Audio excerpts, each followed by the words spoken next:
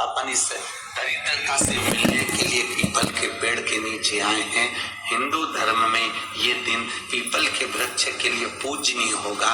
जो भी शनिवार के दिन पीपल के वृक्ष की पूजन करेगा, दूध चढ़ाएगा या मिष्ठान का भोग लगाएगा, लक्ष्मी और नारायण उसके घर में प्रवेश कर जाएगा। लक्ष्मी और नारायण उसके घर में प्रवेश करेगा। इसलिए नियम बनाया। कौन से दिन का? शनिवार। लक्ष्मी जी बोली, नारायण आपने तो एक दिन का वार लिख दिया। शंकर जी ने 7 वार बनाए हैं, रविवार, सोमवार, मंगल, बुध, गुरु, शुक्र और शनि। ये शिव जी ने बनाए। अब एक दिन आपने अपना बना लिया, बाकी के दिन अगर कोई इस पीपल के वृक्ष के नीचे आएगा और यहाँ तो दरिद्रता बैठी है, तो उसका क्या होगा? भगवान नारायण बोले, सुन दरिद्रता, तेरे से एक विनती है, अगर कोई भी मनुष्य इस पीपल के पेड़ के नीचे अगर 7 दिन में आता है और उसके हाथ में अगर कोई सामग्री होती है तो तू उसके घर में प्रवेश नहीं करेगी।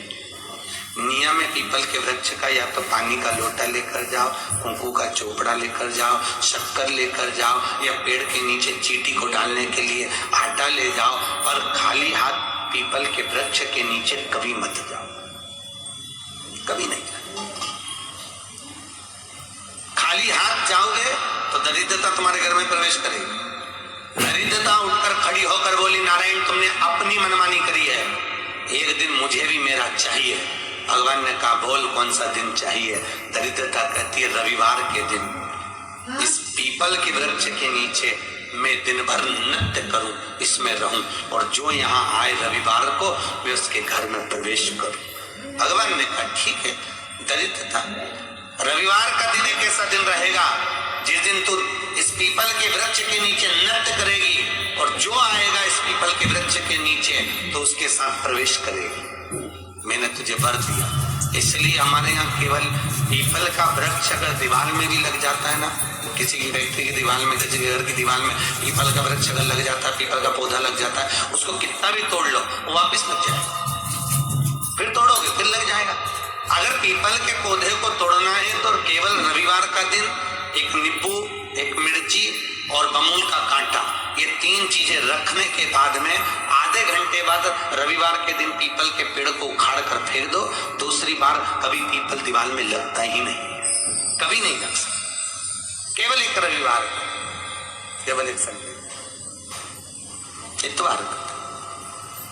घर में दीवानों पर अगर पीपल लग भी गया है, इसलिए पीपल के वृक्ष को उखाड़ने का, अगर घर में पीपल लगा हुआ है या पीपल का पौधा हमारे घर में लग गया, उसको उतारना, निकालना, लगाना, तो पीपल के वृक्ष को अगर निकाला जाता है तो रविवार के दिन, और अगर पीपल के वृक्ष को कहीं लगाया जाता है तो सोमवार के दिन या मंगलवार के दिन, बुधवार के दिन, इन दिनों में लगा सकते पीपल के वृक्ष कहीं लगा।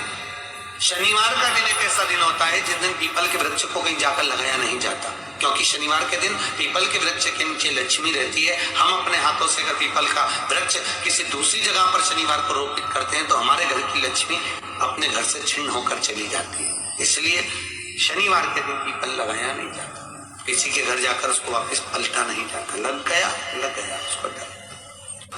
प्रभु मेरी धर्मपत्नी को कहाँ रखूं, आप बताओ। वो तो जहाँ यज्ञ होता है, अनुष्ठान होता है, दान होता है, पुण्य होता है, सत्कर्म होता है, वहां जाने को तैयार नहीं। अब करूं क्या? भगवान ने बोला, एक काम करो। दुर्वासा जी बोले, जिसके यहाँ रात्रि में बर्तन झूठे पड़े रहते हो उसके घर में इस दरिद्रता को लेकर तुम प्रवेश कर जाना। जिसके यहाँ रात्रि में बर्तन झूठे पड़े हो वहां लेकर प्रवेश कर जाओ। दूसरी जगह दुर्वासा जी बोले, जो स्त्री घर में दोपहर के समय पर सो रही हो उसके घर में इसको लेकर प्रवेश कर जाएगी। जो स्त्री दोपहर के समय में घर पर सो रही हो, इस दरिद्रता को लेकर प्रवेश कर जाइए। तीसरा, जिसके यहाँ पर दरवाजे पर कांटे वाले पौधे लगे हों उस घर में इस दरिद्रता को लेकर प्रवेश कर जाइए। दरिद्रता, कितनी सुंदर बात कही है। दाता और विधाता, कौन कौन? दाता और विधाता। लक्ष्मी और दरिद्रता के सगे भाई हैं। कौन कौन? दाता और विधाता। दाता को फिटकरी प्रिय, विधाता को नमक प्रिय। ये दोनों हमेशा लक्ष्मी को और दरिद्रता को दोनों को समझाते थे, दोनों में प्रेम बढ़ाते थे। आज भी हिंदू धर्म की रीति है, यहाँ तो ठीक है, जिसके यहाँ पर भी अगर थोड़ी सी भी परेशानी होती है, थोड़ा सा क्लेश होता है, अशांति होती है, लक्ष्मी नहीं दिख रही हो, काम नहीं बन रहे हो, बहुत प्रयास करा जा रहा हो और हमारा कार्य नहीं होता, तो क्या करते हैं, फिटकरी और नमक को पानी में डाल देते हैं और घर में पोछा लगा देते हैं। आप लोगों ने आजकल फेसबुक पे भी पढ़ा होगा, व्हाट्सएप पे पढ़ा होगा। तो क्यों लिखा उसमें? उसका कारण ही केवल था कि दाता और विधाता की प्रियता उसमें। माता ख्याति के जो 4 बच्चे हुए, इसमें जो 2 लड़के हैं, दाता और विधाता, उसकी प्रियता उसकी पूर्णता उसमें। अब दुर्वासा जी बोले अपनी धर्म पत्नी को वहां लेकर, जहां कांटेदार पौधे लगे हों वहां पर लेकर प्रवेश कर जाएंगे। कांटेदार पौधों में उस दरिद्रता का निवास हुआ। पीपल के पेड़ के नीचे हम लक्ष्मी जी के साथ शनिवार के दिन आपसे मिलने के लिए आए हैं। शनिवार के दिन जो पीपल के वृक्ष के नीचे दिया लगाएगा, उसके घर में कभी संपदा की कमी नहीं होगी। सारे दिन पीपल के वृक्ष के नीचे हमारा निवास होगा। आज भी नियम है, जिसको शनि लग जाता है, एक काजल की डिब्बी ले लो और काजल की डिब्बी को 21 बार उतार कर उसको एकांत में जाकर, जंगल आदि में एकांत में किसी पेड़ के नीचे इतना सा खड्डा खोद कर उसमें काजल की डिब्बी को डाल दो और मिट्टी से पूर दो, उस व्यक्ति का शनि समाप्त हो जाए। काशी विश्वनाथ का नाम लेकर काजल की डिब्बी को 21 बार उतार कर अगर काशी विश्वनाथ का नाम लेकर शनि वाले व्यक्ति को अगर पेड़ के नीचे दबा दे, शनि समाप्त। शनि उसको शनिवार के दिन जो पीपल के वृक्ष में सरसों के तेल का दीप लगाता है, उसको शनि कभी परेशान नहीं करता। एक बात हमेशा ध्यान रखिएगा, मान लो अगर कोई भारी रोग ऐसा शनि महाराज के कारण हो गया हो, अच्छे काम करते करते उल्टे हो रहे हैं, होते किसी किसी के साथ में विपरीत परिस्थितियां आ जाती है, अच्छा करने जाओ बुरा हो जाता है, अच्छा कर्म करने जाओ बुरा हो जाता है। तो पीपल के वृक्ष की जो छाल होती है, छाल देखिए, पीपल के वृक्ष में जो छाल लगी होती है, उस छाल को घिसकर चंदन बनाकर भगवान शंकर का स्नान कराकर, अभिषेक कराकर, पूजन कराने के बाद में पिपलेश्वर महादेव का नाम लेकर, कौन से महादेव? पिपलेश्वर महादेव का नाम लेकर वो जो घिसी हुई छाल होती है, उस छाल का तिलक भगवान शंकर को लगा लो और उसी का थोड़ा सा भाग अपने कंठ पर, मस्तक पर लगाना प्रारंभ कर दो। धीरे धीरे जो विपरीत दशा है वो सुधरना प्रारंभ हो जाती है। और नाम याद रखना, पिपलेश्वर, जम के बोलिए, पिपलेश्वर महादेव। एक देवता ऐसे हैं जिन्होंने दूसरे का हिस्सा खाने का प्रयास करा था और आज भी उस देवता से दुनिया डरती है। और उन्होंने दूसरे का हिस्सा खाने का प्रयास करा था तो शंकर भगवान ने उसको भी नहीं छोड़ा। कौन से देवता? वो बाल्टी में हर शनिवार को आते हैं आपके यहाँ। कौन से? शनि देव। उन्होंने क्या करा था? भगवान सूर्य नारायण ने अपने सारे पुत्रों को देखा, सारे पुत्रों,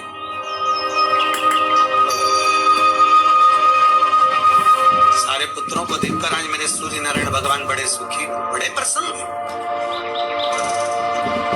मेरा पुत्र शनि भी श्रेष्ठ है, मेरा पुत्र यम भी श्रेष्ठ है, सब ठीक है। आज भगवान सूर्य देवता ने अपने पुत्रों को बुलाकर कहा, आज मेरा मन कर रहा है कि मैं सारे लोगों का राज्य अपने पुत्रों को बांट दूं, सबको अपना अपना हिस्सा दे दूं। शनि महाराज जी को भी हिस्सा दे दिया गया। अब जब शनि महाराज जी को हिस्सा दे दिया तो शनि महाराज जी संतुष्ट नहीं हुए। दुनिया में ऐसे लोग बहुत सारे हैं जो संतुष्ट बहुत कम हो पाते हैं। शनि देव के मन में संतुष्टि नहीं हुई। जब शनि देव के मन में संतुष्टि नहीं हुई तो शनि महाराज उसी समय पर अपने सारे भाइयों का हिस्सा बटोरने लगे, उस पर कब्जा करने लगे। कब्जा करने लगे तो सूर्य देवता की आंख में जल भर गया। कितना तेजवान सूर्य नारायण, कितने तेजवान, कितना तेज भगवान सूर्य के पास में था। और शनि महाराज को देखकर आज रो रहे हैं। शनि महाराज ने अपने भाइयों के इस हिस्से पर क्या कर दिया। सूर्य नारायण भगवान की आंखों में जल भर गया कि मेरा पुत्र ऐसा कर रहा है। शनि को बुलाया सूर्य नारायण भगवान ने, समझाया और नहीं माना। किसी किसी की नियत होती है कि इसको इतना कैसे दे दिया, अम्मा ने इसको इतना कैसे दे दिया, पिताजी ने इसको इतना कैसे दे दिया, मैं तो कब्जा करूंगा, दुकान नहीं छोड़ू, घर नहीं छोड़ू, ये नहीं छोड़ू, वो नहीं छोड़ू। मत छोड़, एक दिन संसार छोड़कर जाना पड़ेगा। तब कहीं जमीन जायदाद छाती पे बांध के ले जाएगा। नहीं माने तो सूर्य देवता ने अपने गणों को भेज दिया, जाओ जरा शनि महाराज को जरा हटाओ वहां से। शनि महाराज को गुस्सा आया और शनि महाराज ने उन सारे गणों को नष्ट कर दिया। सूर्य नारायण रो रहे हैं। भगवान शंकर की पंचायत में सूर्य देव भी हैं, मतलब शंकर भगवान के मित्रों की गणना में सूर्य आते हैं। भगवान विष्णु, सूर्य नारायण, शंकर भगवान, माँ दुर्गा, गणेश जी, ये पंचायत है ना शंकर की, शिव पंचायत। शिव परिवार में कार्तिकेय, गणेश जी, पार्वती जी, शंकर जी, नंदी, ये शिव परिवार। पंचायत में सूर्य देवता। सूर्य नारायण को रोता हुआ देखकर भगवान शंकर को बड़ा दुख हुआ। शिव जी ने पूछ लिया, क्या बात है, आप रो रहे हो? नारायण क्या हो गया? मेरा बेटा मानने को तैयार नहीं है। आप चिंता मत करो, अभी देखता हूं मैं जाकर। और भगवान शंकर ने जाकर तुरंत सूर्य नारायण भगवान के कहने पर शनि देव को जाकर समझाया। इतने में तो शनि देव आग बबूला हो गए। आग बबूला होकर शनि देव ने कहा, ए शिव, आप मुझे जानते नहीं हो? शंकर भगवान ने कहा, क्या जानना है ये बताओ, क्या जानना है ये बताओ। शनि देव कहते हैं, आप मेरी दृष्टि को नहीं जानते। शंकर भगवान ने कहा, तू भी नहीं जानता कि तेरी दृष्टि खराब कैसे हुई।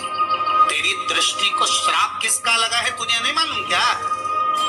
शंकर भगवान ने जब समझाना चालू करा कि देख शनि देव, तुम तो कह रहे हो,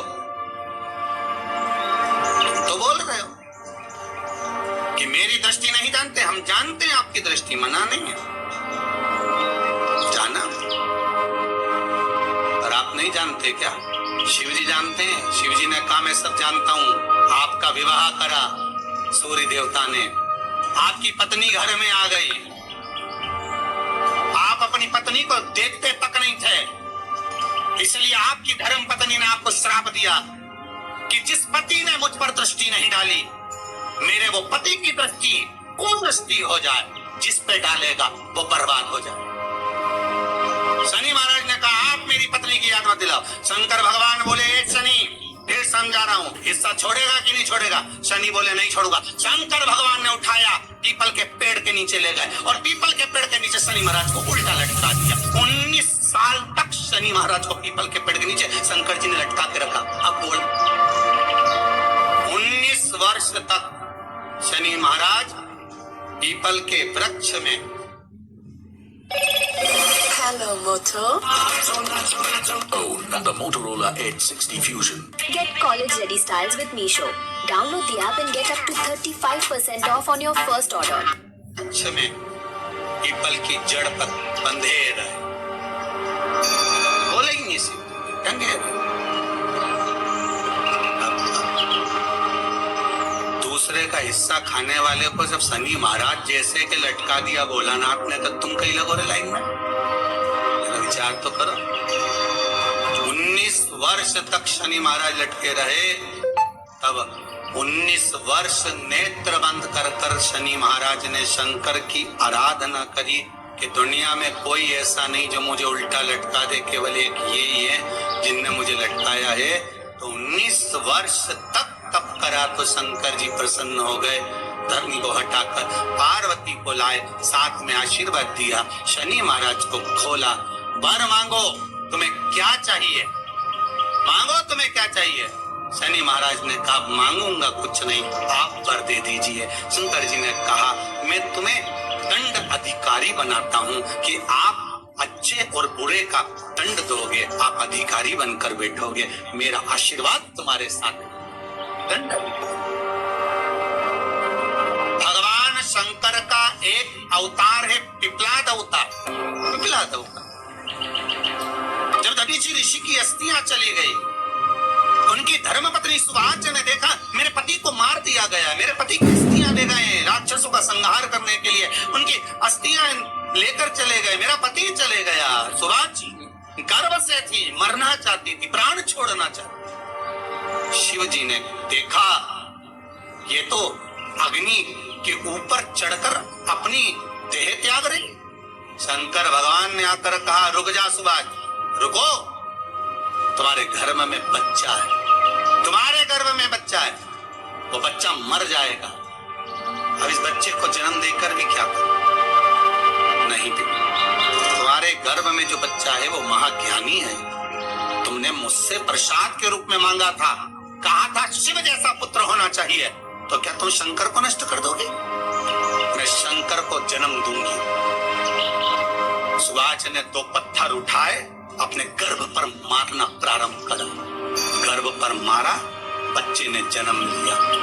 बच्चा 7 महीने का था, उस बच्चे को उठाकर पीपल के कोटर में रख दिया। पीपल की कोटर, एक गिलहरी पीपल के फल लेकर आती थी, पिपलाद के मुंह में देती थी। शिव का है, इसलिए शंकर का नाम ही पिपलेश्वर महा। शिव का एक अवतार पिपलाद के रूप में हुआ है। तुम क्यों चिंता करती हो? तुम चिंता मत करो, तुम्हारा पुत्र जन्म दो तुम। और दिया धन सुभाष ने, उसके बाद प्राणों को त्यागा। और उस पीपल के कोटर में अगर भरण पोषण करने वाला कोई था तो वह देवाधिदेव महादेव था। फिर निवेदन करेंगे, माता के गर्भ में बच्चा रहता है, उसका भरण पोषण करने वाला मेरा देवाधिदेव महादेव है। अगर जन्म उसने दिया है तो मृत्यु भी वो देगा। अगर तुमको कुछ ज्ञान दिया है तो अच्छी जगह पर भी वही पहुंचाएगा। आप जो अभिलाषा लेकर आते हैं, बच्चे कहते हैं हमारी नौकरी नहीं है, सर्विस नहीं है, हम इस कॉलेज में पढ़ना चाहते हैं, हम इस जगह जाना चाहते हैं, हम इस पद पर जाना चाहते हैं, बस इतना याद रखना, तुम्हारा भाग्य बुरा नहीं होता। कभी भी याद रखना, संसार में जिसको भगवान ने जन्म दिया उसकी किस्मत कभी बेकार नहीं हो सकती। अगर भगवान तुम्हारी किस्मत बेकार होती तो जानवर बनाकर पैदा करता, इंसान बनाकर नहीं। किस्मत अच्छी थी इसलिए इंसान बनकर पैदा, जानवर बनाकर पैदा नहीं करा। अगर तुम्हारी किस्मत अच्छी थी इसलिए मनुष्य बनकर पैदा हुए हो, इंसान बनकर पैदा हुए हो, मानव बनकर पैदा हुए हो।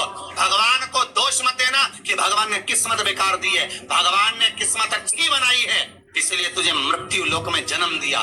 भगवान ने भाग्य अच्छा बनाया इसलिए तुझे शिव महापुराण की कथा सुनने का मौका दिया। नहीं तो भाग्य में नहीं होती तो कहां से मिल जाती। किस्मत अच्छी है तो भगवान नौकरी भी लगाएगा, धंधा भी करवाएगा, सर्विस भी कराएगा, विवाह भी करेगा, शादी भी करेगा, मकान भी बनाएगा, जायदाद भी देगा, संतान भी देगा। उसने दिया है पेट तो भरेगा वही।